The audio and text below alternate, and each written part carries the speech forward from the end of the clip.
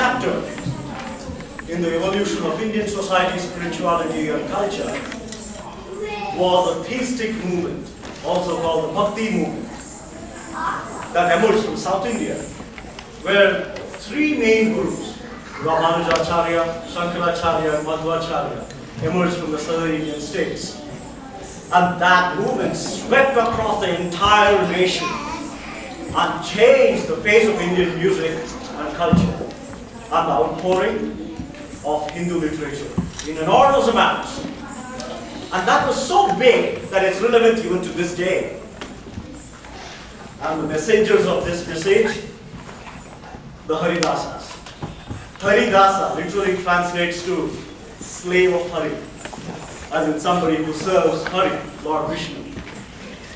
And before them there were the Veerashaiva saints, Basavana, Akkamahadevi, Allamaprabhu, and the Alvars in Tamil Nadu. They were mystics, poets, composers, brilliant singers, and some of them were administrators too. They held very important positions in the government of those days. And so among them, Purandaradasa, Kanakadasa, Vyasaraja, Vadiraja, they were the popular ones. And Vadiraja was perhaps the most influential because he was not just a bard. He was a brilliant administrator too. He changed a lot of the norms governing the temples those days. Many of those are relevant even to this day in Karnataka. He was supposed to have lived between 1480 and 1600. Yes, a period of 120 years. He's said to have lived for 120 years. So we are able to watch his composition coming up next, called Kudure Bandire, which means the horse is here. The story goes like this, that when Vadiraja used to offer a god lentils, a horse would visit him every day and eat up those lentils. So Hinduism looks at all animals and all living things. There's a godly element in it. There is divinity in everything that's alive and living. That's what Hinduism believes. And Vadiraja immediately saw the myth of Hayagriva lending credence to itself through this horse. And that's the song Kudure Bandide.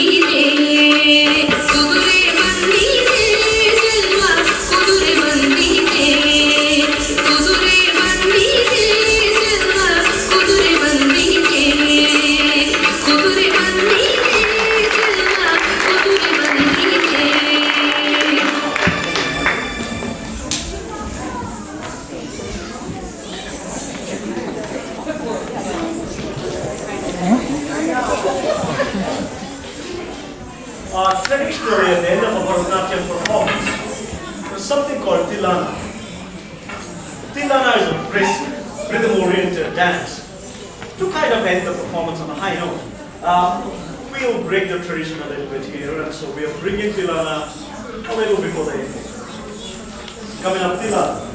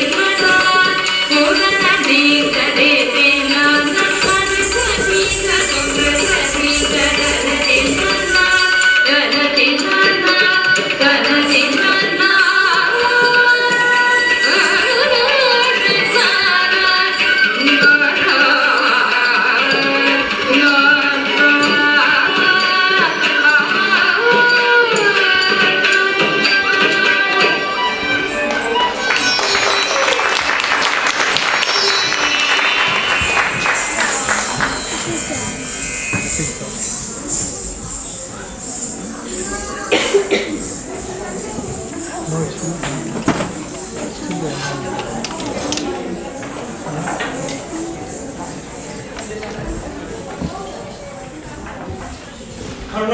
rainforests are rich with wildlife. The great Bengal tiger is in the Karnataka rainforest in Nagarpur and Bandipur. But then you have a whole range of birds and of course elephants. And the two big golden winged birds that you saw at the start of this program, that represents the Gandaberunda, which has been the royal insignia of Karnataka state for over 500 years. Even today on the Karnataka state government seal, you will see this twin-headed eagle, which is called the Gandaberunda. Yeah, it's not a real bird. So we're going to bring you a real bird on stage today in the form of a peacock, which is the national bird of India, and of course, abundantly found in India's forests. Peacocks. Let's watch.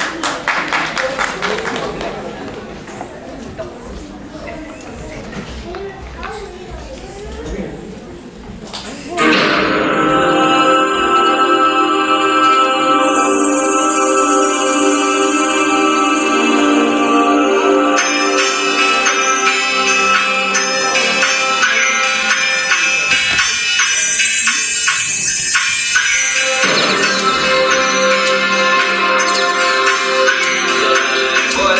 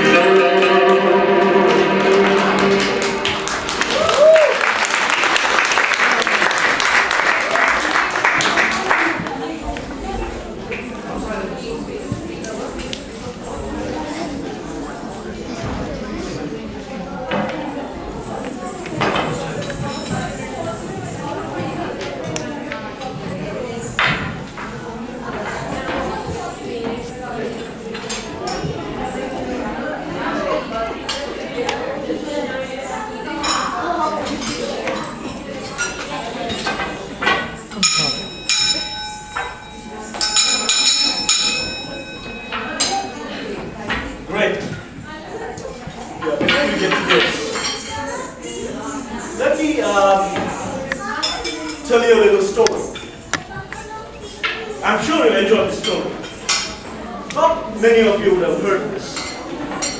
This is something to talk about how long back Kannada was involved. This was in the early 20th century when they found an Oxyrhynchus papyrus in Egypt. And the papyrus was of a Greek play, scripted sometime in the 1st or 2nd century. And the Greek play was unfinished, of an unknown playwright, and it was titled The Charitian Mine. In that play, the protagonist, Charitian, a lady, she's stranded on some land bordering the Indian Ocean. And the countrymen of that land spoke in a native language which the Greeks could not understand. And there are a few lines depicted in that play. And one of the lines goes something like this. Koncha madhuvannu patrakke haki. This was on a Greek play, on a Oxyrhynchus papyrus belonging to the 1st and 2nd century. So it was translated in the play as pour a little wine into a cup and set it aside. But yes, Kannada has evolved since then and words have changed, and what was written then maybe is not meaningful anymore. There are some scholars still working on it because many people believe it could be Tulu, which is another language in the state of Karnataka that evolved from a blend of Malayalam and Kannada. Malayalam is a language of Kerala. So what this incident suggests is historically we had traders from the Malabar region, which is the coastline between Karwar and Mangalore on the Arabian Sea, where there were traders going back and forth to Greece and Rome, and there was always trade going on with Greeks and Romans, with, the evidence suggests, people from Karnataka. So it's quite possible that the people being referred to here were Kannadigas. That's just a little piece of trivia. So you may have noticed that gods and goddesses have a very important role to play in all music and dance, not just in Karnataka but all of India, because all classical art forms developed in the temple. Talking of which, what you're about to see now, oh trust me, this is the grand finale. And the grand finale would be Kamsale. Kamsale is a tribal dance form that originated in the forests of Karnataka by two tribes, Jenukurumba and Halukurumba, which basically means the shepherds of honey and shepherds of milk. Dated back something like 500 years. So these guys have been performing these dances for a long, long time, and they were the experts at it. Originally supposed to be very acrobatic. And with this instrument, which is a very ancient instrument, this is like a brass cymbal, the string, and a pad.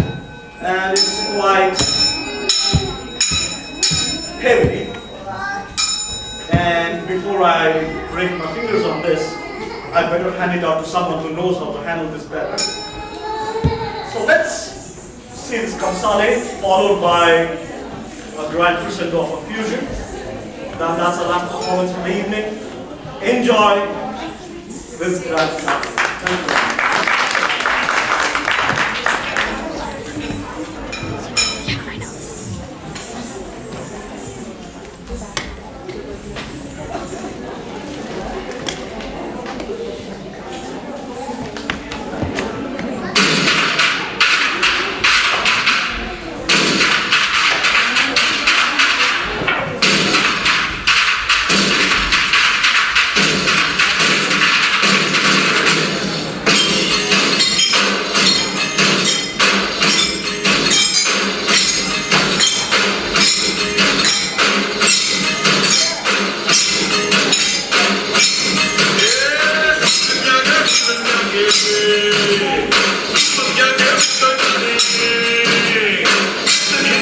When you look at the